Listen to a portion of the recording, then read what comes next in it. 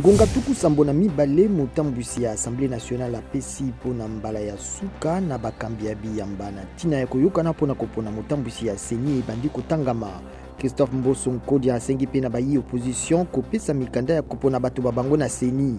Opposition lokola 5 na ECC bazali kosenga nde boyokani.